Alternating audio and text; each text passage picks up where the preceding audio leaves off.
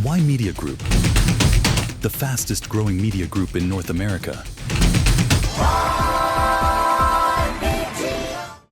No investment. You just mentioned stock market. The investment is taking a flight here, because when you look at the investment or the stock market losses, yes, there have been stock market losses in Germany. The Japanese index I saw, the Chinese index I saw, the Indians, but they have lost a lot less, 1.5%, China 0.6%, so 1.5, 0.6. The losses in those stock markets has been lot less. So we have inflicted a much bigger blow on our own stock market and the credibility, and people would think, oh, should I invest or not, that there is a lot of uncertainty. That's the last thing, uncertainty is the last thing that investor would like. They always want certainty. Oh, why don't we invest in a market which is more certain, whether it's China, Japan, Europe, London Stock Exchange, or maybe in India as well, rather than investing in a place which is losing. I mean, his own friend Elon Musk, billions of dollars, he's lost. Tesla has taken a massive hit, to the point that the Vancouver Auto Show, they sent us a press release, because we cover, recently Y Media has been covering auto shows in Chicago, Toronto, Vancouver. We're going to cover from New York to LA, all these auto shows, and then Vancouver Auto Show, we just got on news, oh, Tesla has been taken off. So why? I mean, people want to actually, people love to drive and watch Teslas all the time. This has been our experience covering auto shows. But here they are, for security reasons. Tesla's become politicized.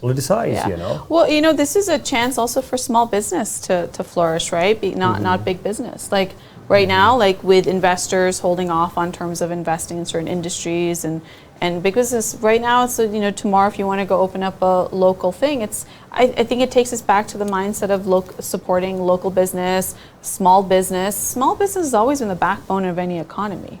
Right, it's 70% of any economy in terms of hiring, either being self-employed in terms of a small business or hiring a few people up to 10, whatever, 50, whatever the case is.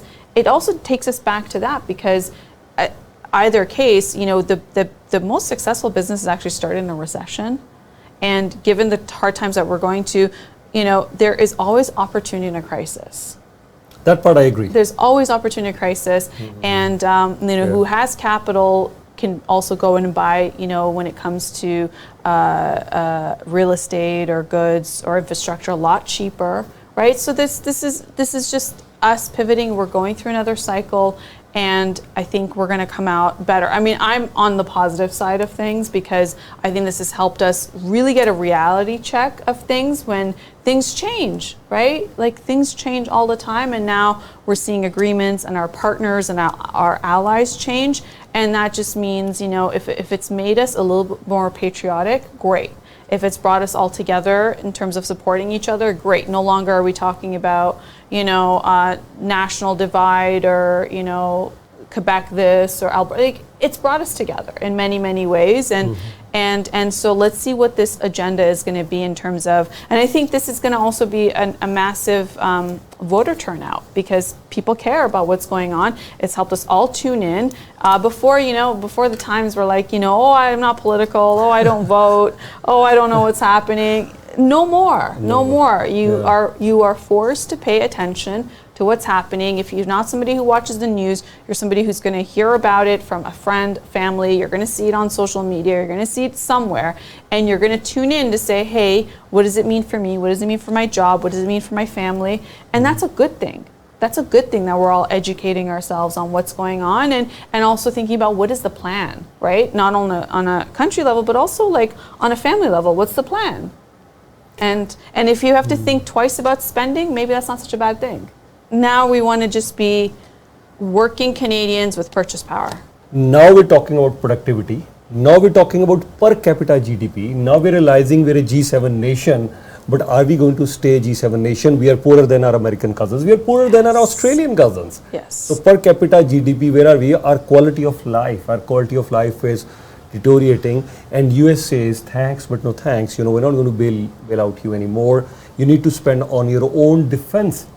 I mean, I'm thinking of a time, say for instance 10, 15, 20 years from now, if China, the way it's progressing, Chinese, naval, the way it's progressing, the way they're progressing in Air Force, China, if they start telling, 10 years ago, when our DeepSeek challenged artificial intelligence in US, were you sleeping at that time?